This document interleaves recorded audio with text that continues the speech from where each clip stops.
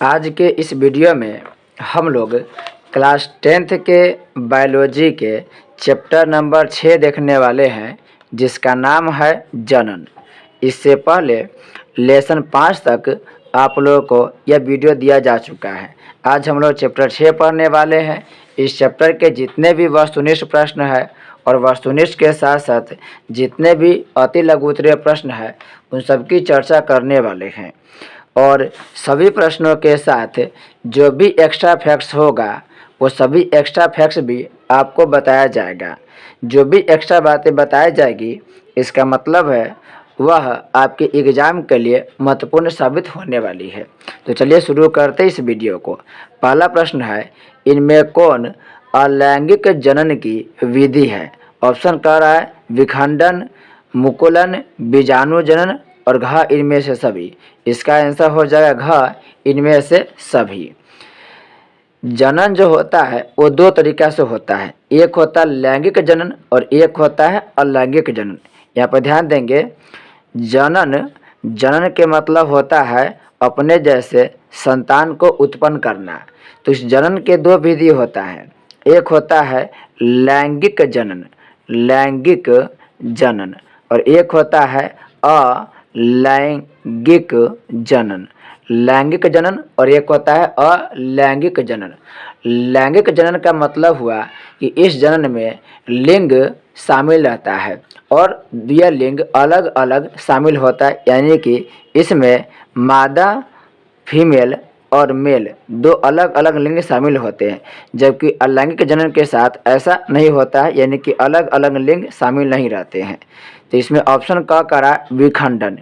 विखंडन द्वारा भी अलैंगिक जनन होता है। इसमें किसी भी जीव के शरीर का दो हिस्सा में बट जाता है या दो से अधिक हिस्सा में टूट जाता है।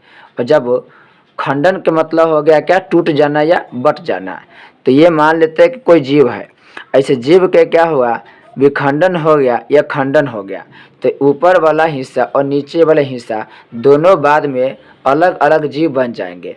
तो इसमें कोई दूसरा लिंग का भाग नहीं हुआ, दूसरा लिंग शामिल नहीं हुआ, वह हो गया विखंडन विधि। ये होता है मुकुलन। मुकुलन का मतलब होता है कोई भी जीव के शरीर का ही कोई हिस्सा वृद्धि करके एक अलग जीव बन जाता है। जैसे ये मान लीजिए कि आप पढ़े होंगे हाइड्रा के बारे में। ये एक जीव हो गया हाइड्रा। अब इसी के शरीर से एक हिस्सा बाहर निकला, यह हो गया मुकुल या बड। बाद में यही हिस्सा, ये जो छोटा हिस्सा जो आप देख रहे हैं, यही आगे चल करके बड़ा हो जाएगा और बड़ा हो करके इस शरीर से अलग हो करके एक नया जीव बन जाएगा। तो ये भी अलैंगिक जनन हुआ, क्योंकि यह शरीर के हिस्सा से अलग हुआ है, न कि किसी अन्य लिंग के साथ मिलके बना है। फिर एक होता है बीजाणु जनन। इसमें क्या होता है, एक बीजाणुधानी होता है। ये मान लेते हैं बीजाणुधानी है और इसमें बहुत छोटे छोटे सूक्ष्म बीजाणु होते हैं। इस बीजाणु को स्पोर कहा जाता है, स्पोर। फिर बाद में यह बीजाणुधानु टूटता है और टूटने के बाद ये सभी बाहर निकलता है और ये सभी एक अलग अलग जीव बन जाता है। इस तरीक़ा से हम देखे हैं कि जो अलैंगिक जनन है, जो अलैंगिक जीव है, उसमें केवल एक ही लिंग शामिल होता है, दो अलग अलग लिंग शामिल नहीं होता है। नेक्स्ट है, किस प्रकार के जनन में जनक के शरीर से कलिका निकलती है? इसका आंसर हो जाएगा ए मुकुलन। अभी हम जो बताए हैं ये हाइड्रा के एग्जाम्पल दिए हैं, ये हाइड्रा है और इस हाइड्रा के यहाँ पर जो हिस्सा देख रहे हैं वह है मुकुलन या है मुकुल। इस मुकुल को बोलते हैं बड। यही बाद में अलग हो करके एक नए जीव बन जाता है। तो यह कह रहा है क्या कि किस प्रकार के जनन में जनक के शरीर से कलिका, इसी को हम कलिका बोलते हैं। ये जो देख रहे हैं ये वाला हिस्सा, इसी को कलिका बोलते हैं या मुकुल बोलते हैं। ये अलग हो जाता है शरीर से और अलग होने के बाद एक नया जीव बन जाता है। तो मुकुलन विधि द्वारा ये सबके चर्चा हम लोग किए थे, विखंडन अपखंडन सबके। अगला है पराग कोश में पाए जाते। नेक्स्ट हो गया पराग कोश में पाए जाते हैं। इसका आंसर हो जाएगा परागकण। ये जो पराग कोश है यह पुष्प में यानी कि फूल में होता है। अगर फूल के संरचना को देखेंगे, जैसे ये इस प्रकार से मान लेते हैं कि आप यहाँ पर ये जो देख रहे हैं ये पुष्प है। ये इस प्रकार से एक संरचना मान लीजिए आप लोग कि पुष्प की संरचना हो गया। इस प्रकार के मान लिया जाए कि ये पुष्प है, ये पुष्प हो गया। अब इस पुष्प में यहाँ पर एक तरीका से ऐसे फिलामेंट निकला होता है, ये फिलामेंट निकला होता है। ये जो फिलामेंट निकला हुआ है, इस फिलामेंट के ऊपर ऐसे आकृति होगा, अगर गोल रंग के आकृति होगा तो वही आकृति परागकोश होता है। और इस परागकोश में छोटे छोटे परागकण होता है। तो याद रखेंगे, पराग जो कोश होता है उसी के अंदर परागकण होता है। ये आपसे उल्टा पूछ लेगा कि परागकण कहाँ पाए जाते हैं, तो परागकण परागकोश में पाए जाते हैं। और ये जो परागकण हो गया, ये परागकोश हो गया, ये एक फूल का भाग है, पुष्प का भाग है। और ये एक नर जनन अंग है। याद रखेंगे, यह नर एक जनन अंग है और इसे हम लोग बोलते हैं पुंकेसर। ये पुंकेसर के अंतर्गत आता है। आपको हम बुक के माध्यम से दिखा रहे हैं, उसमें आपको सही तरीका से समझ में आ जाएगा।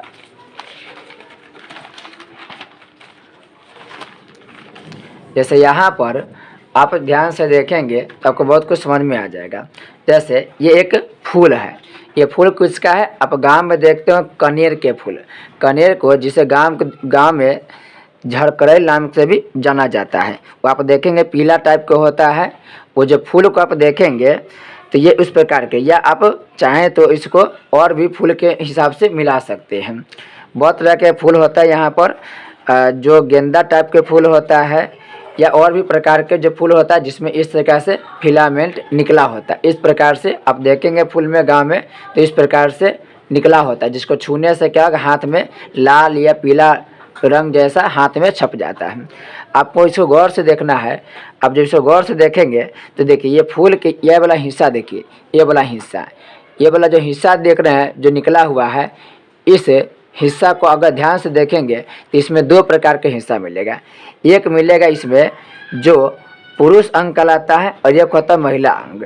ये जो निकला हुआ है, ये जो देख रहे हैं, ये जो निकला हुआ है यह फिलामेंट। इस फिलामेंट को हिंदी में बोलते हैं तंतु। इसी के सबसे ऊपरी जो हिस्सा है उसे हम बोलते हैं परागकोश। परागकोश, इसी परागकोश में परागकण होता है, परागकण होता है।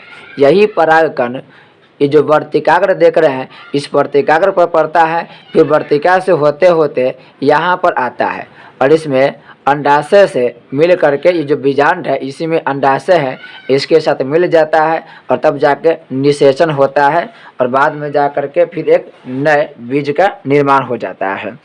ये आप मुख्य वीडियो में डिटेल से पढ़ेंगे। फिलहाल इतना समझिए कि ये जो परागकोश है, इसी परागकोश के अंदर परागकण पाए जाते हैं।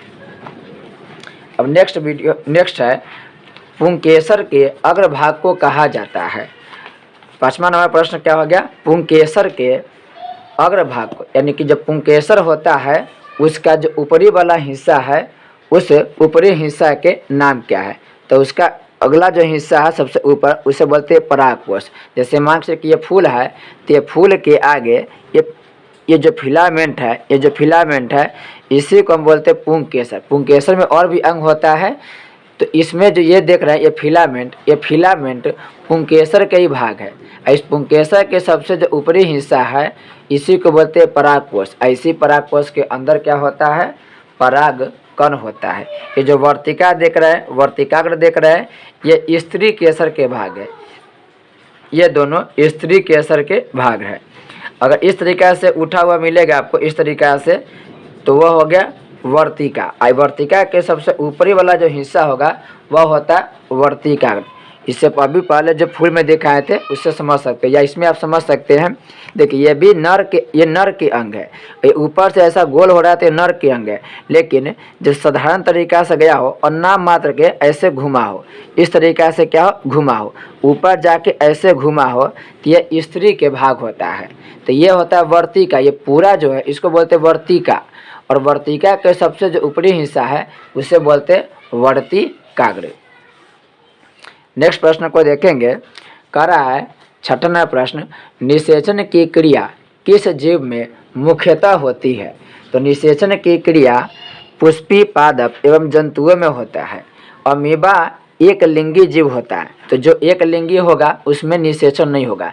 ईस्ट भी एक कोशिकीय जीव है, ये मतलब एक लिंगी जीव है, तो ये दोनों एक लिंगी जीव है और एक लिंगी जीव में निषेचन नहीं होता है। जबकि फूल जो होता है वह यह जो होता है वो द्विलिंगी जीव होता है, यानी पादप द्विलिंगी होता है, जंतु भी द्विलिंगी होता है।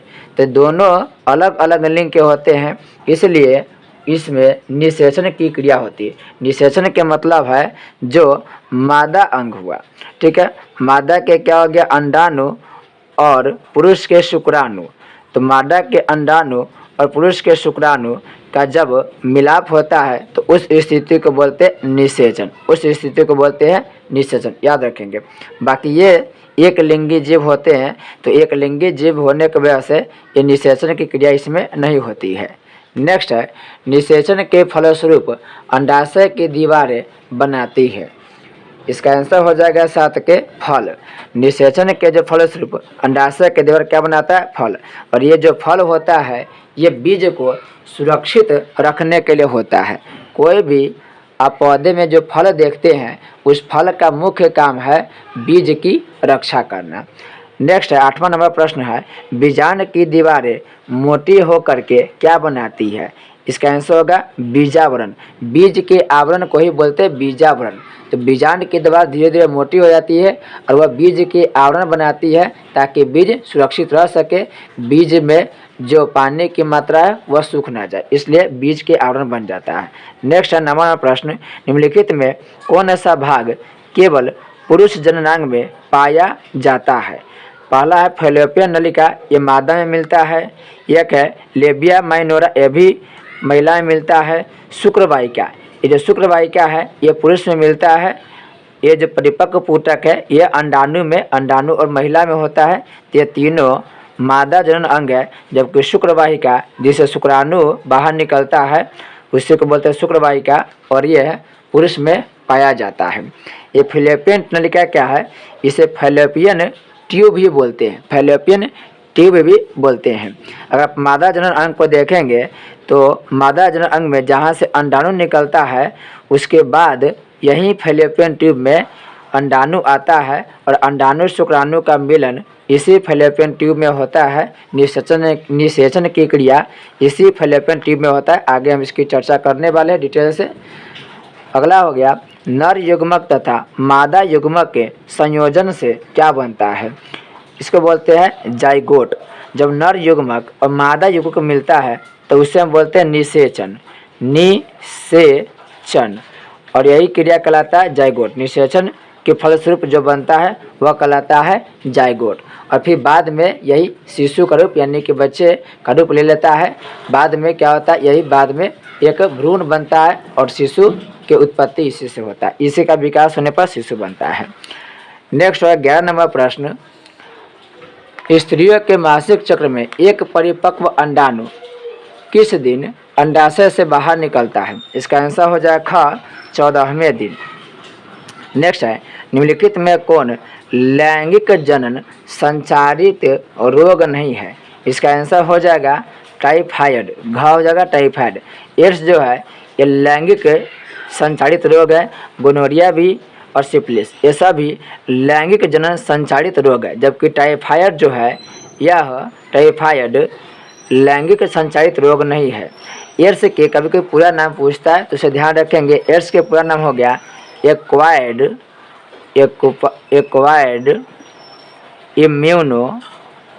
Immuno deficiency.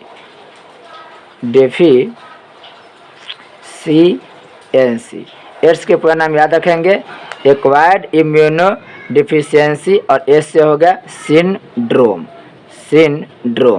इसे याद रखेंगे, एक्वायर्ड इम्यूनो डिफिशियंसी सिंड्रोम। और यह होता है किससे? तो ये होता है HIV वायरस से, HIV वायरस से। तो याद रखेंगे HIV से कौन होता है? तो एड्स नामक बीमारी होता है। अब है रिक्त स्थान की पूर्ति करें। जनन द्वारा जीव अपनी जातियों का डैश करते हैं।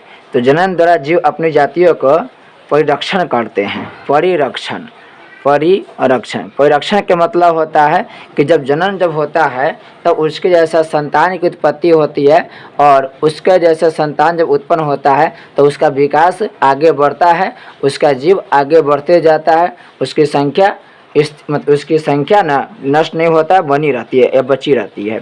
इसी को हम बोलते हैं परिरक्षण करना। नेक्स्ट है अलैंगिक जनन से उत्पन्न होने वाली संतान डैश के समान होती है। तो अलैंगिक जनन से उत्पन्न होने वाली जो संतान है वह अपने जनकों के समान होती है। यानी जो भी जीव, जैसे मान के चलिए कि ये अमीबा है, इस अमीबा की केंद्रक हो गया और ये एक लिंगी जीव है। अब एक लिंगी जीव है तो जैसे ही क्या होगा, ये टूटेगा, विखंडन होगा, तो एक बन गया ये अमीबा और एक बन गया ये अमीबा, तो दोनों हूबहू एक ही जैसा दिखेगा। ये भले अलग बन गया है लेकिन ये हूबहू एक ही जैसा दिखता है। यानी इसमें थोड़ा भी अंतर नहीं होता। जैसे फोटोकॉपी होता है ठीक उसी तरीके से ये फोटोकॉपी होता है, थोड़ा भी अंतर नहीं होता है। अब ये जो देख रहे हैं जैसे अमीबा है ठीक उसी तरीक़ा से ये भी है। तो ये है जनक कोशिका और ये है संतति कोशिका या संतान कोशिका। वही दे रहा है कि जो भी जीव अलैंगिक जनन करता है, जिस भी जीव में अलैंगिक जनन होता है, वह जो संतान उत्पन्न करता है, जो संतान उससे होता है, वह हूबहू अपने जनकों के समान होता है, उसमें थोड़ा भी डिफरेंस नहीं होता है। जबकि लैंगिक जो जनन होता है उस लैंगिक जनन के फलस्वरूप बहुत सारे अंतर देखने को मिलता है।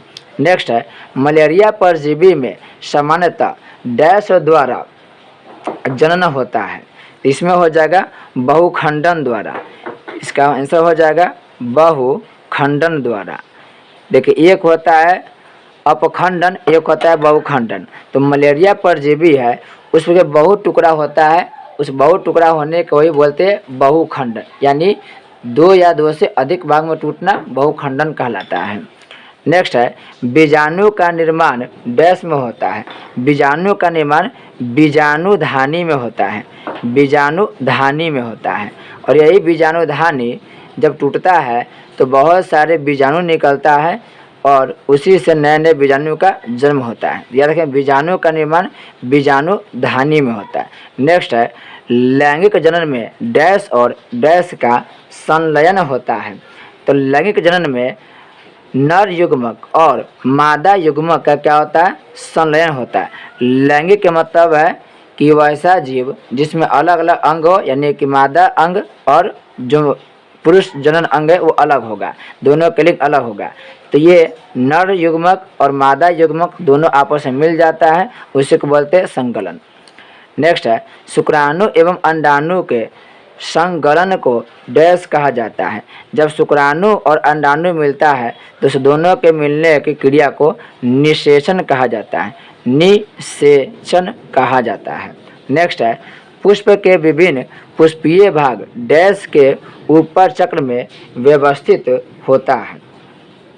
पुष्प के जो विभिन्न पुष्पीय भाग है वह पुष्पासन के ऊपरी चक्र में व्यवस्थित होता है। जैसे कोई भी पुष्प आप मान लीजिए, जैसे मान लेते हैं कि ये कोई पुष्प है, मान लेते हैं ये इस प्रकार से कोई पुष्प है। तो ये पुष्प के नीचे वाला जो हिस्सा होता है, नीचे वाला जिस पर ये पुष्प टिका हुआ है, ये जो नीचे का जो हिस्सा देख रहे हैं ये वाला, इसी को बोलते हैं पुष्पासन। इसी पुष्पासन का मतलब पुष्प के आसन, इसी पर क्या है, पुष्प टिका हुआ है। और ये जो है देख रहे हैं, ये जो देख रहे हैं यही होता है दलपुंज, बाह्य दलपुंज। इसके नीचे आप देखेंगे हरा हरा रंग का जो होगा उसको बोलते हैं बाह्य दलपुंज। और ये जितने भी देख रहे हैं इसमें अलग अलग रंग मिलेगा और उसे हम बोलते हैं दलपुंज।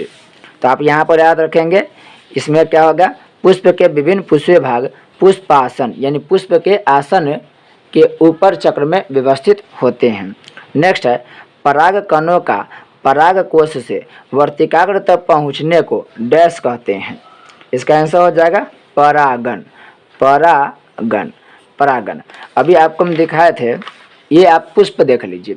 इस पुष्प में दो तरीक़ा से आप इस तरीक़ा के देख सकते हैं, ये इस तरीक़ा से निकला हुआ। तो इसमें महिला के भी आपको जनन अंग मिलेगा और पुरुष को भी मिलेगा। यानी ये जो पुष्प है, इस पुष्प में ही मादा जनन अंग और पुरुष अंग दोनों देखने को मिलेगा। तो यहाँ पर जो गोल देख रहे हैं ऊपर की तरफ, ये पुरुष जनन अंग है, और इसी में जो ऊपर जाके हुक जैसा मुड़ जाएगा इस तरीका से, ये बड़ा का दिखा रहे इस तरीका से, ये होता है मादा जनन अंग। तो यहाँ पर कह रहा है क्या कि पराग कणों का पराग कोश से वर्तिकाग्र तक पहुँचने को, तो आप पहले जानिए कि ये हो गया ये तंतु फिलामेंट, और इसमें हो गया पराग कोश, और इसी पराग कोश के अंदर होगा पराग कण। जबकि ये वाला जो हिस्सा देख रहे हैं, ये वाला, चाहे ये वाला जो मार्क से घुमा देते हैं, ये हो गया वर्तिका, जो एकदम ऐसे निकला हुआ है तंतु की तरह, ये हो गया वर्तिका। अब वर्तिका के ऊपर वाला जो हिस्सा होगा वह कहलाएगा वर्तिकाग्र। अब क्या होता है कि यहाँ से ये पराग कोश है, इस पराग कोश से पराग कण निकलेगा, और किसी भी कैसे भी हवा हो सके, हवा के माध्यम से हो सके कि यहाँ पर कोई भी समझ के जीव बैठा, और जीव यहाँ पर बैठने के बाद यहाँ चल जाए, तो पराग कोश पर बैठने के बाद पराग कण, मान लेकर चलिए कोई भी मधुमक्खी यहाँ पर बैठा, और मधुमक्खी यहाँ पर बैठा, तो इसमें जो पराग कण है वो मधुमक्खी के सर से चिपक गया, मधुमक्खी के शरीर से चिपक गया, फिर ये कहाँ जाएगा, इस पर बैठेगा, और इस पर बैठेगा तो ये है मादा जनन अंग, यानी इसमें आपको मिलेगा वर्तिका, ये वर्तिका हो गया और ऊपर वर्तिकाग्र है। फिर इसमें जैसे ही मिला, इसमें मिलने के बाद ये दोनों मिल गया, यानी कि पराग कण भी मिल गया और ये वर्तिकाग्र के वर्तिका से मिल गया। जैसे ये दोनों मिला, ये नीचे आएगा, और नीचे आने के बाद यहाँ पर आप जो देख सकते हैं अंडाशय है, ये बीजांड, यह अंडाशय, इसे मिलने के बाद धीरे धीरे क्या होगा, नया बीज का निर्माण हो जाएगा। तो यहाँ से यहाँ पहुँचने का जो क्रिया है, यानी पराग पुष्प के पराग कोश से पराग कण को, पराग कण से पराग, देखिए पराग कोश से पराग कण को वर्तिका तक मिलने की क्रिया पुष्पों में क्या कहलाता है, तो परागन कहलाता है। फिर से आप सुनेंगे, ध्यान से समझेंगे। पुष्प के पराग कोश से पराग कण का निकल करके पुष्प के वर्तिका से मिलना, ये वर्तिका से मिलना परागन की क्रिया कहलाता है। इसे 2 बार सुन करके आप लिख लेंगे। अगला है, पुरुषों में पुरस्थ ग्रंथियों की नलिकाएं मूत्राशय से आने वाली नली के साथ जुड़कर डैश का निर्माण करती है। इसको बोलते हैं मूत्र मार्ग का निर्माण करती है, मूत्र मार्ग का निर्माण करती है। पुरुष में पुरस्थ ग्रंथियों की नलिकाएं मूत्राशय से आने वाली नली के साथ जब जुड़ती है तो वह मूत्र मार्ग का निर्माण करती है। नेक्स्ट है, किशोरावस्था में द्वितीय लैंगिक लक्षणों का विकास डैश के कारण होता है।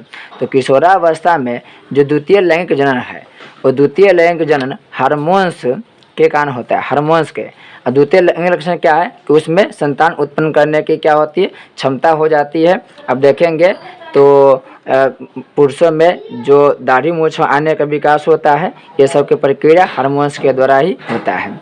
नेक्स्ट है, मनुष्य में डैश की गुहा में भ्रूण का विकास होता है। ये हो जाएगा गर्भाशय की गुहा में, गर्भाशय की गुहा में भ्रूण का विकास होता है। अब है अति लघु उत्तरीय प्रश्न। पहला है, जनन किसे कहते हैं, जनन किसे कहते हैं। आप लिखेंगे यहाँ पर कि जनन वह क्रिया है जिसमें जीव अपने जैसी संतानों को उत्पन्न करते हैं।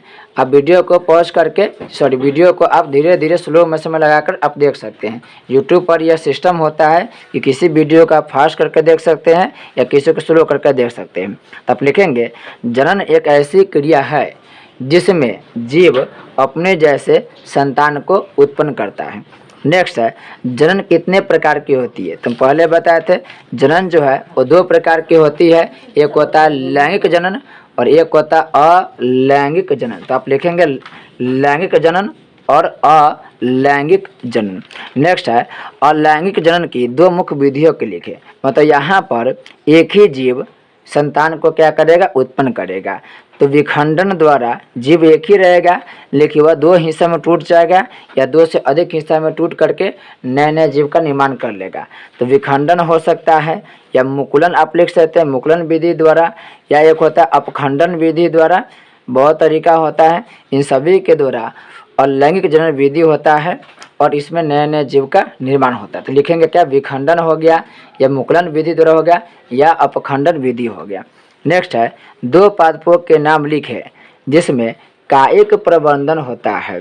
तो कायिक मतलब कायिक मतलब काया, उस पौधा के शरीर के कोई हिस्सा को हटा करके दूसरी जगह लगाएंगे और उसी हिस्सा से बाद में फिर एक नया पौधा को उत्पन्न कर लेंगे। जैसे मान लेते हैं कि ये कोई पौधा है, ये कोई भी पौधा मान लेते हैं कि कोई पौधा है। इस पौधा में से यहाँ से कोई हिस्सा काटे और इस हिस्सा को काट के लगा देंगे, फिर बाद में यही हिस्सा इसी प्रकार के एक पूरा पौधा बन जाएगा। उसी को हम बोलते हैं कायिक प्रवर्धन। और ये जो कायिक प्रवर्धन होता है वो होता है गुलाब में, अंगूर में और आर्किड में। तो गुलाब अंगूर आप लिख लेंगे, एक लिख सकते, और आर्किड में, गुलाब अंगूर और आर्किड सभी में क्या होता है, कायिक प्रबंधन होता है। यानी इसमें से एक हिस्सा काटे के लगा लेते हैं, फिर उससे क्या होता है, पूरे पौधे का निर्माण हो जाता है। नेक्स्ट है, किसी एक पौधे का नाम लिखे जिसमें पत्तियों द्वारा कायिक प्रवर्धन होता है। ये मोस्ट वीवीआई प्रश्न है, ये बहुत बार पूछा गया, इसे याद रखेंगे। पत्तियों द्वारा जो कायिक प्रवर्धन होता है उस पौधा का नाम है ब्रायोफिलम। ब्रायोफिलम आपके बुक में इस पौधा के पिक्चर दिया हुआ है, आप उसे देख लेंगे सही तरीके से। ये जो ब्रायोफिलम है इसमें पत्ता के द्वारा क्या होता है, नए पौधे का निर्माण होता है। नेक्स्ट है, कायिक प्रवर्धन में वांछित गुणों का परिरक्षण क्यों होता है। तो इसका आंसर हो जाएगा कि कायिक प्रवर्धन चूँकि अलैंगिक जनन होता है। अब अलैंगिक जनन होता है और हम जानते हैं कि जो भी जीव में अलैंगिक जनन होगा वह संतान एक ही जैसा होगा, यानी उन दोनों के बीच में अंतर बिल्कुल नहीं मिलेगा। जैसा जनक होगा उसी तरीक़ा से उसके संतान भी होगा, तो उसके गुण में थोड़ा भी अंतर नहीं मिलेगा। तो आप लिख लेंगे यहाँ पर, क्योंकि इसमें अलैंगिक जनन होता है इसलिए इसके गुण एक ही जैसा मिलता है, अलग अलग गुण नहीं पाए जाते हैं, गुणों में अंतर देखने को नहीं मिलता है। नेक्स्ट है, डीएनए प्रतिकृति का जनन में क्या महत्व है। डीएनए प्रतिकृति में जनन का क्या महत्व है। अब देखिए, डीएनए के फुल फॉर्म आप याद रखेंगे, डीऑक्सी राइबो न्यूक्लिक एसिड। अब डीएनए प्रतिकृति किसमें होगा, लैंगिक जनन में। लैंगिक जनन में डीएनए प्रतिकृति होगा। अब इस प्रकार से जब जनन होता है तब जीव में अंतर देखने को मिलता है, यानी जो माता पिता है और उसके जो संतान है उस दोनों में अंतर देखने को मिलेगा।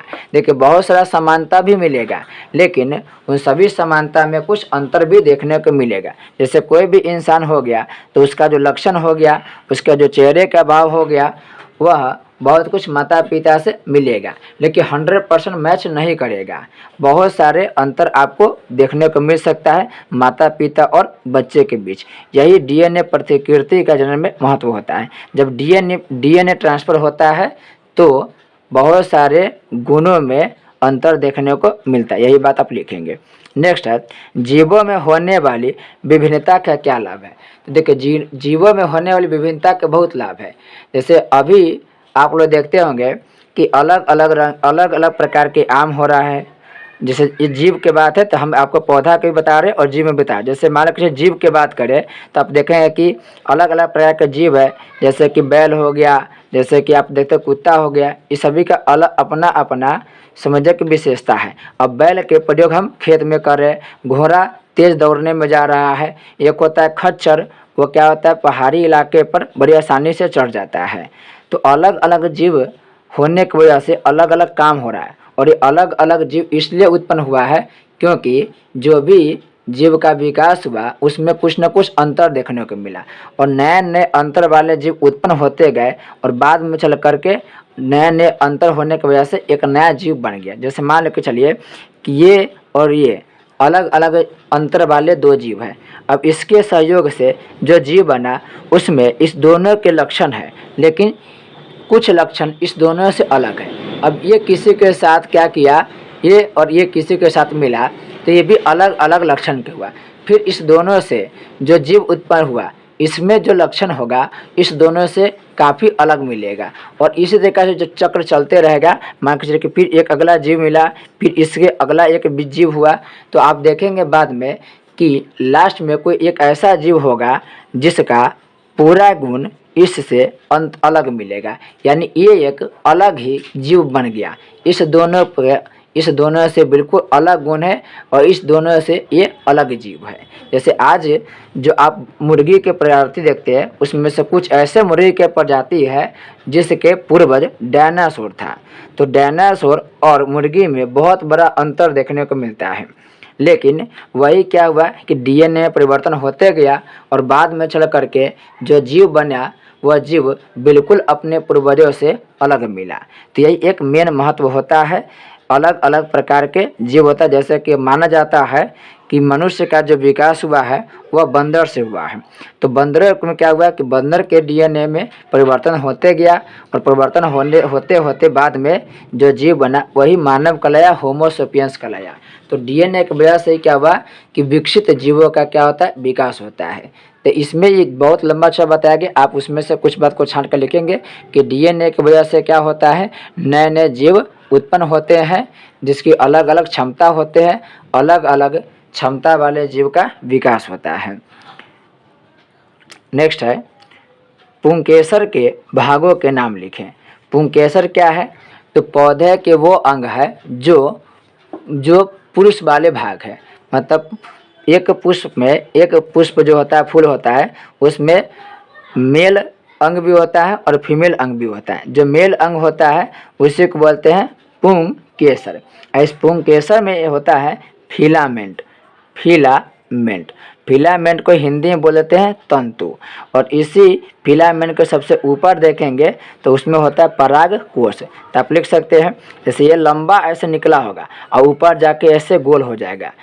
इस तरह पुष्प में होता है, ये ऐसे लंबा निकला होगा ऊपर जाके गोल हो गया होगा, तो इसे हम बोलते हैं फिलामेंट। और फिलामेंट को हिंदी बोलते हैं तंतु। इसके जो ऊपर ए हो गया गोल, इसको बोलते हैं पराग कोश। तब लिख लेंगे फिलामेंट और पराग कोश या तंतु और पराग कोश।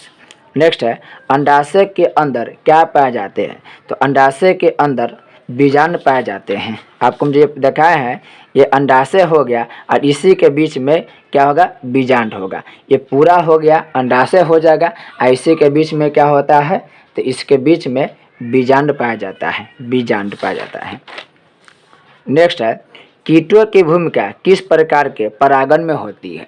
तो कीट की बहुत भूमिका होती है। कीट के द्वारा ही लाखों करोड़ों समझिए कि जीव मतलब पेड़ पौधे उत्पन्न होते हैं।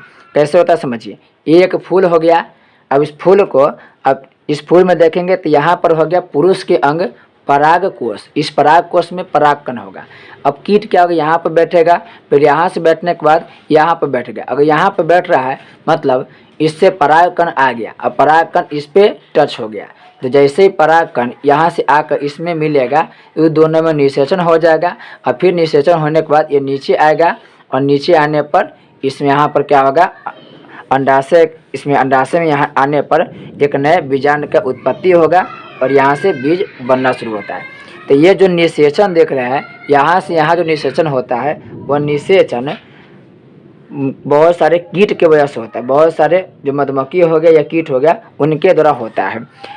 और कभी कभी क्या होता है कि यहाँ से हवा चलने पर यहाँ से उड़ करके इसमें आ जाएगा, लेकिन यह बहुत कम होता है। ये भी होता है लेकिन कीट के द्वारा ज़्यादा होता है। कीट यहाँ पर आएगा, यहाँ से रस चूसेगा और फिर बाद में यहाँ पर जाकर वही क्रिया करेगी और इससे क्या होता है, निषेचन की क्रिया होती रहती है। तो आप लिखें क्या कि कीटों की भूमिका किस प्रकार के परागण में होती है। तो जो पर परागण होता है, याद रखेंगे, जो पर परागण होता है इसका आंसर होगा पर परागण। पर परागन भूमिका कीट के द्वारा होता है। एक होता है स्वपरागन, एक होता है पर परागन। तो जब अपने आप यहाँ से यहाँ आ जाए, हवा आया और ये इससे टच कर गया तो ये होगा स्वपरागन। लेकिन जब कीट द्वारा हुआ, मतलब मक्खी द्वारा, कीट द्वारा, किसी के द्वारा हुआ तो होता पर परागन। पर मतलब दूसरे के द्वारा परागन किया गया, स्वपरागन मतलब अपने से ही क्या होगा, मिल गया। तो कीट की भूमिका किस में होगा, तो कीट की भूमिका पर परागन निषेचन में होता है। नेक्स्ट है, अगर नर या मादा अंगों में किसी एक का अभाव हो तो ऐसे जीव क्या कहलाते हैं।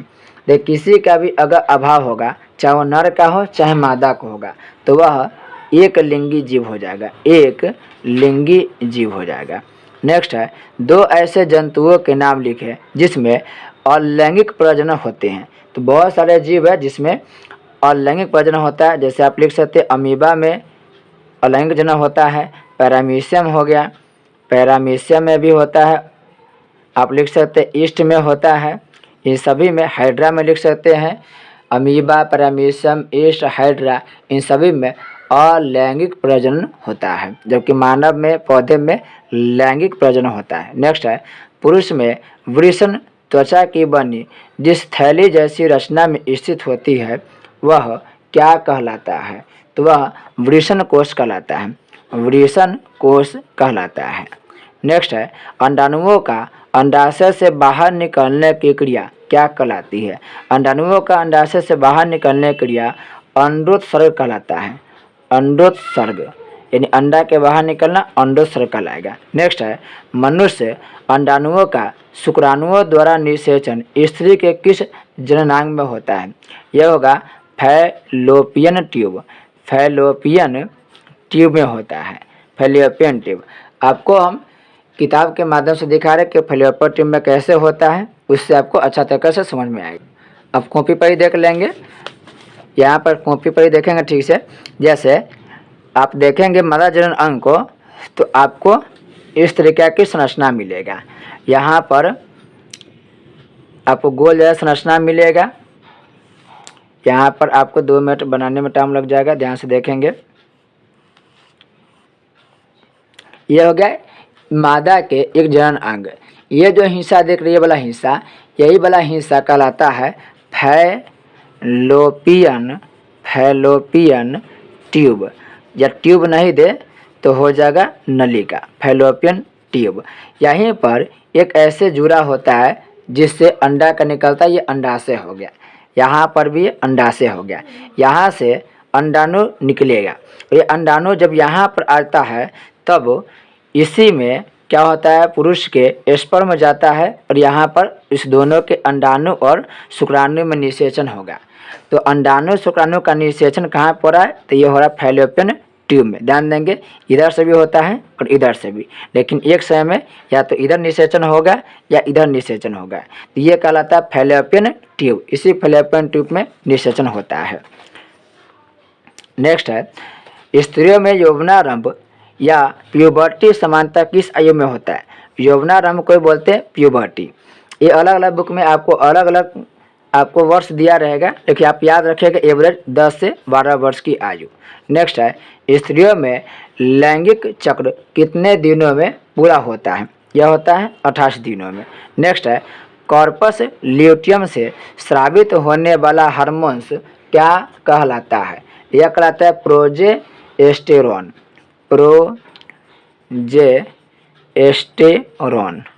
प्रोजेस्टेरोन। नेक्स्ट है, किन्हीं 2 यांत्रिक विधियों के नाम लिखे जो जनसंख्या नियंत्रण में क्या हो, सहायक है। तो 2 यांत्रिक विधि के नाम लिखना है, इसमें बहुत लिख सकते हैं। जैसे आप लिख सकते हैं कंडोम हो गया, ये पुरुषों के यूज में आता है। आप कॉपर टी लिख सकते हैं, कॉपर टी लिख सकते हैं, कॉपर टी, ये 2 हो गया। या आप लिख सकते हैं डायफ्राम, ये सभी यांत्रिक विधि जनसंख्या नियंत्रण में सहायक होते। नेक्स्ट है, बैक्टीरिया के द्वारा होने वाले 2 लैंगिक जनन संचालित रोगों के नाम बताएं। बैक्टीरिया के द्वारा जो लैंगिक जनन संचालित रोग होता है उसमें से मेन होता है गोनोरिया, गोनोरिया के अलावा एक रोग होता है जिसे बोलते हैं सिफिलिस, ये बड़ा इंपॉर्टेंट है, इसे याद रखेंगे, सिफिलिस। तो गोनोरिया हो गया, सिफिलिस हो गया, एक होता है यूरेथ्राइटिस, यूरेथ्राइटिस,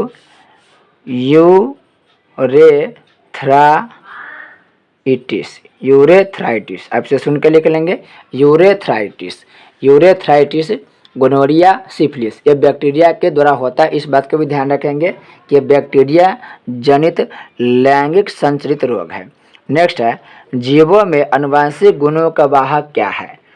तो जीवों में आनुवंशिक गुणों के वाहक गुणसूत्र होता है, यहाँ पर लिख लेंगे, गुणसूत्र होता है। नेक्स्ट है, किस प्रकार के जनन में शुक्राणु एवं अंडाणु का निर्माण नहीं होता है?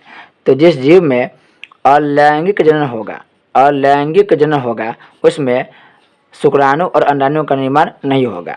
नेक्स्ट है, पोटी या शिष्ट का निर्माण किस प्रकार के विभाजन में होता है? इसका आंसर हो जाएगा बहुविभाजन या बहुखंडन, बहुविभाजन या हो जाएगा बहुखंडन, बहुखंडन। शिष्ट कोई, पुटी कोई इंग्लिश में बोलते हैं शिष्ट, तो पुटी या शिष्ट का निर्माण किस में होगा? बहुविभाजन में होगा या बहुखंडन में। इसमें बहुत सारे जीव का निर्माण होता है, बहु का मतलब होता है बहुत, इसमें बहुत सारे जीव का क्या होगा? निर्माण होता है, उत्पत्ति होता है। नेक्स्ट है, प्लेनेरिया में जनन मुख्यतः किस विधि के द्वारा होता है? तो ये भी हो जाएगा बहु, प्लेनेरिया पूछ रहा है तो प्लेनेरिया में हो जाएगा अपखंडन विधि द्वारा, याद रखेंगे, प्लेनेरिया में क्या होता है? अपखंडन विधि द्वारा जनन होता है, अपखंडन विधि द्वारा। आपको हम दिखा दे रहे बुक के माध्यम से, एक ऐसा जीव होता है जो टूटेगा टुकड़ा में और फिर वो एक अलग जीव बन जाएगा, वो क्या होगा? एक अलग ही जीव बन जाएगा। जैसे आप अपने बुक में देखेंगे तो आपको मिलेगा यहाँ पर प्लेनेरिया, देखिए ये एक ही जीव है, ये एक ही जीव है, फिर यह जीव यहाँ पर टूट गया, ये बीच वाला हिस्सा टूट गया और ये भी हिस्सा टूट गया, ये तीन हिस्सा में टूट गया है। अब यही जीव जब तीन हिस्सा में टूटा, तीनों अलग अलग जीव बन गया। पहले क्या था? देखिए ये जो देख रहे हैं ये अलग विकास करके बन गया, ये भी क्या अलग विकास करके बन गया, और ये जो है ये देखिए अलग विकास करके बन गया। यानी इसका जितना टुकड़ा हुआ वो सभी टुकड़ा बाद में जा कर के एक अलग जीव का निर्माण हो गया, और यही विधि कहलाता है अपखंडन, या इसे बोलते हैं पुनर्जनन। ये जीव मरा नहीं है, ये तो फिर से जन्म ले लिया, तो इस विधि को बोलते हैं अपखंडन या पुनर्जन्म, और यह मुख्यतः होता है प्लेनेरिया नामक जीव में, याद रखेंगे, प्लेनेरिया नामक जीव में। इस बात को आप अच्छा से याद रखेंगे। देखिए उसी प्रकार से आप देखेंगे यहाँ पर स्पाइरोगाइरा, ये एग्जाम्पल आप याद रखेंगे, खूब पूछता है स्पाइरोगाइरा। इसमें क्या होता है? अपखंडन विधि द्वारा जनन होता है। याद रखिए स्पाइरोगाइरा में क्या होता है? अपखंडन विधि द्वारा जनन होता है। यहाँ पर देखिए ये आप देख रहे हैं एक प्रकार के जीव, ये जो देख रहे हैं ये जीव है, ये यहाँ से लेके यहाँ तक।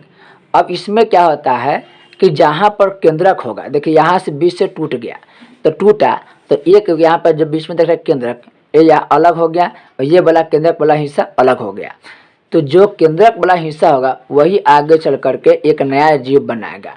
ये भी क्या है? केंद्रक वाला हिस्सा अलग टूटा और एक अलग जीव बना लिया, फिर आगे चलकर ये भी टूटेगा, इसमें भी दो केंद्रक विकसित होगा और फिर आगे अलग जीव बनाएगा। तो इसमें थोड़ा अंतर क्या है कि इसको चाहे हम जितना टुकड़ा कर दे सबसे एक जीव बन जाएगा, अगर इसको हम 10 टुकड़ा करेंगे तो 10 अलग जीव बनेगा। लेकिन इसमें क्या होगा कि जो केंद्रक वाला हिस्सा है वही आगे विकास करके नया जीव बनेगा। अगर हम सोचें कि इसको यहाँ से काट ले, यहाँ पर केंद्रक नहीं, अगर यहाँ से काटेंगे तो यह अलग जीव का निर्माण नहीं करेगा, तो इस बात को ध्यान रखेंगे आप। नेक्स्ट है, यह हो गया 26वां प्रश्न, कवक में अलैंगिक जनन किस विधि द्वारा होता है? तो यह होगा बीजाणु जनन विधि द्वारा, बीजाणु जनन विधि। नेक्स्ट है, उत्तक संवर्धन किस प्रकार के जनन का उदाहरण है? तो यह हो जाए कायिक प्रवर्धन या अलैंगिक जनन। तो आप लिखेंगे क्या? उत्तक जो संवर्धन है ये कायिक, कायिक मतलब शरीर के काया, शरीर का कोई हिस्सा, तो कायिक प्रवर्धन हो जाएगा या हो जाएगा अलैंगिक जनन विधि का उदाहरण है। नेक्स्ट है, पुरुष का सबसे प्रमुख जनन अंग क्या है? तो पुरुष के हो गया सबसे मेन वृषण, क्या होगा? वृषण। पुरुष का याद रखेंगे, जिसमें बहुत स्टूडेंट कन्फ्यूज रहते हैं।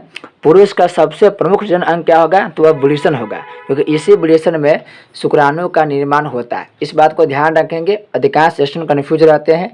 वृषण ही सबसे मेन जनन अंग होता है। और जो आप जो पेनिस होता है, वह पेनिस क्या होता है, शुक्राणु को बाहर मतलब शुक्राणु को मादा के अंग में भेजने में सहायक होता है। ये वृषण होगा, इसमें शुक्राणु का निर्माण होता है। नेक्स्ट है, मूत्राशय के आधार पर स्थित एक छोटी लगभग गोलाकार ग्रंथि को क्या कहते हैं, इसे बोलते हैं पुरस्थ ग्रंथि, पुरस्थ ग्रंथि बोलते हैं, पुरस्थ ग्रंथि। नेक्स्ट है, प्रत्येक स्त्री में कितना अंडाशय होता है, ये 2 होता है। अभी आपको हम दिखाया है यहाँ पर, देखिए यहाँ पर और यहाँ पर, ये 2 या अंडाशय होता है। और नहीं तो कभी कभी पूछता कितने जोड़ी, तो होगा 1 जोड़ी, तो 1 जोड़ी कहिए, या संख्या में कहें तो 2 होता है। नेक्स्ट है, अंडाणु किस नलिका के द्वारा गर्भाशय में पहुंचती है, तो अंडाणु जो होगा फैलोपियन नलिका के द्वारा, देखिए यहाँ पर ये अंडाणु है, ये फैलोपियन नलिका के द्वारा क्या होगा, यहाँ पर पहुँचेगा। ये गर्भाशय हो गया, ये गर्भाशय है, और ये किसके द्वारा पहुँचेगा, तो ये फैलोपियन ट्यूब, ये फैलोपियन ट्यूब हो गया, इसके द्वारा पहुँचेगा। या इधर से आएगा अंडाशय, देखिए तो ये फैलोपियन ट्यूब के द्वारा इधर नीचे की तरफ आएगी। नेक्स्ट है, गर्भाशय के निचले संकरे भाग को क्या बोलते हैं, तो गर्भाशय के निचले संकरे भाग को बोलते हैं ग्रीवा, ग्रीवा या ग्रीवा को इंग्लिश में बोलते हैं सर्विक्स, ग्रीवा को क्या बोलेंगे, सर्विक्स बोलते हैं इंग्लिश में। नेक्स्ट है, कॉर्पस ल्यूटियम किस प्रकार की ग्रंथि है, तो कॉर्पस ल्यूटियम यह अंतःस्रावी ग्रंथि है, लिखेंगे अंतःस्रावी ग्रंथि है। नेक्स्ट है, प्रोजेस्टेरोन हार्मोन्स कहाँ से साबित होता है, प्रोजेस्टेरोन हार्मोन कहाँ से साबित होगा, तो यह होता है कार्पस ल्यूटियम से, यह हो जाएगा कार्पस ल्यूटियम से प्रोजेस्टेरोन हार्मोन्स स्रावित होती है। अंतिम प्रश्न है,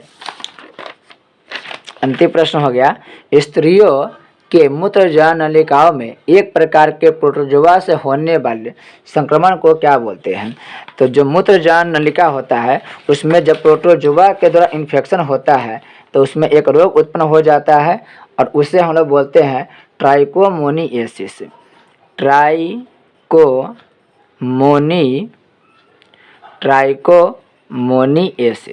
ट्राइकोमोनिएसिस, इसे याद रखेंगे, ट्राइकोमोनिएसिस बोलते हैं।